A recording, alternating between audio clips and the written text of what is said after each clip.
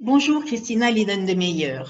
En tant qu'éditrice francophone de Psychoanalysis Today, je suis très heureuse de vous accueillir aujourd'hui pour l'entretien vidéo de notre prochain numéro dont le thème est Corps et psychanalyse.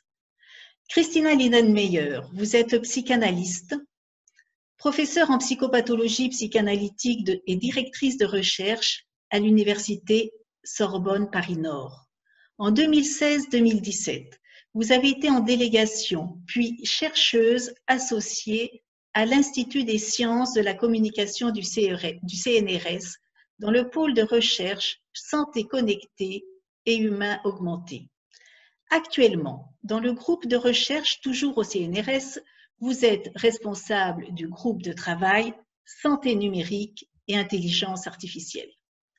Vous avez dirigé l'ouvrage paru en 2017, L'humain et ses prothèses, savoir et pratique du corps transformé. Vient de paraître un autre ouvrage, Santé connectée, que vous avez co-dirigé avec le docteur Marie-Pia Dorto. Vous avez aussi publié en 2019 Les embarras du féminin, qui retrace avec fidélité votre parcours clinique et le cheminement de votre pensée. Tout d'abord auprès de patientes atteintes dans leur féminité par la maladie somatique ou par des conduites addictives chez les anorexiques graves, puis auprès de sujets agénésiques. C'est le cas de Mathilde, qui est née avec une partie de bras manquante et qui a été appareillée très tôt.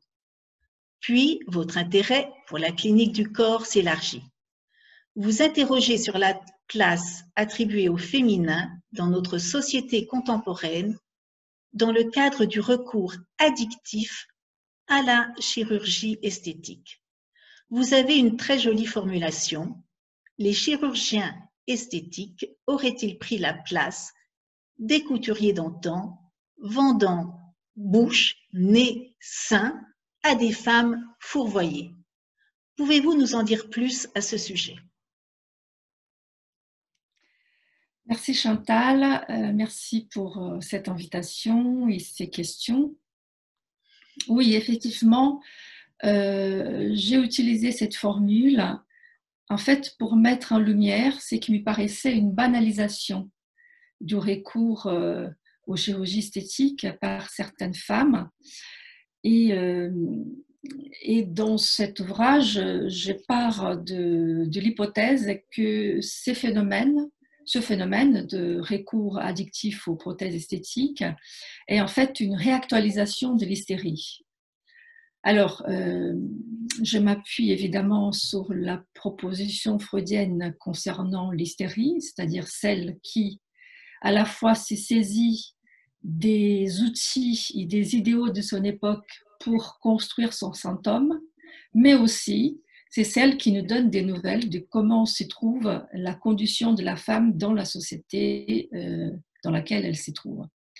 Donc, dans ce livre, je propose de saisir ce phénomène comme étant un cri d'appel de l'hystérie à la psychanalyse, mais aussi un cri d'appel à la psychanalyse pour qu'elle puisse revenir justement à son apport essentiel concernant le corps. Donc le corps qui, d'après l'apport psychanalytique, est un lieu du pulsionnel, est le lieu de la rencontre avec l'autre, mais aussi est un lieu qui permet la construction de la sexualité infantile où elle demeure jusqu'à la fin. Donc voilà, donc me suis saisie de cette formulation pour mettre en place cette hypothèse et dire en fait pour aller vite, pour certaines femmes, cette quête de la féminité à travers ces prothèses que nous disons plutôt féminines, en fait, empêche certaines femmes de devenir une femme. Et du coup, le retiennent dans une position infantile. Et évidemment, cela en accord et en complaisance avec une société qui qui traite le corps actuellement comme étant un objet objectif, comme une mécanique, comme une machine, et comme étant un objet de performance. Donc voilà Oui, comment oui, les choses oui, démarraient. oui, c'est vrai que dans votre livre, vous parlez beaucoup donc de cette utilisation de plus en plus fréquente des prothèses. Alors, je me demandais quel rapport l'homme d'aujourd'hui entretenait-il avec le développement incessant des technologies? Alors, c'est un rapport qui est toujours pareil, c'est-à-dire il est tenté de beaucoup d'ambivalence, c'est-à-dire à la fois ces objets sont source de grands investissements et de grandes idéalisations, mais aussi ces mêmes objets sont source de beaucoup de peur et beaucoup de crainte. Voilà, alors dans le livre, je me suis saisie au départ et beaucoup animée par mes discussions avec les collègues, notamment des collègues philosophes au CNRS, d'une proposition de Günther Anders, qui en fait, Günther Anders s'appuie sous l'idée de la honte prométhéenne de soi pour pouvoir expliquer justement cette ambivalence des hommes vis-à-vis des outils techniques.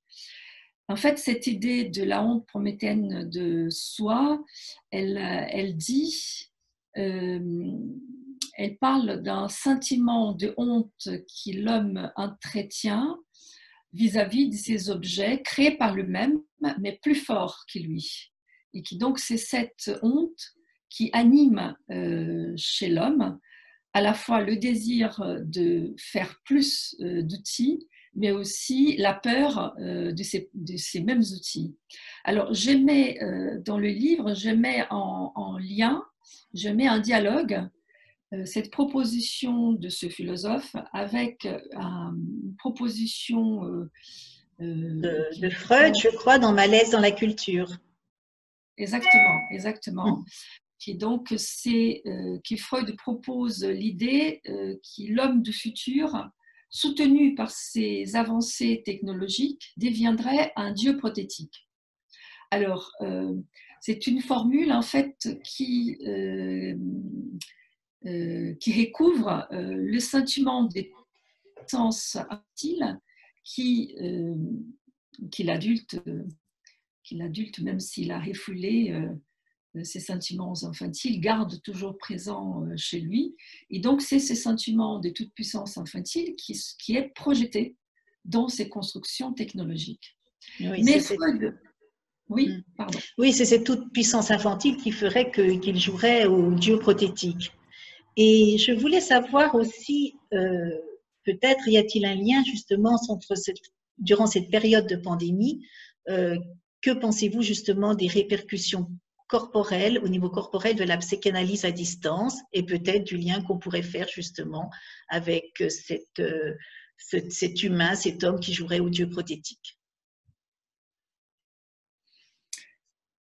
Alors, évidemment, dans la situation actuelle et dans cette situation de psychanalyse à distance, bon, évidemment que la question du corps, elle est centrale à réfléchir parce que tous les éléments sensoriels qui donnent justement une présence au corps ne sont pas présents. Donc ça, c'est une évidence.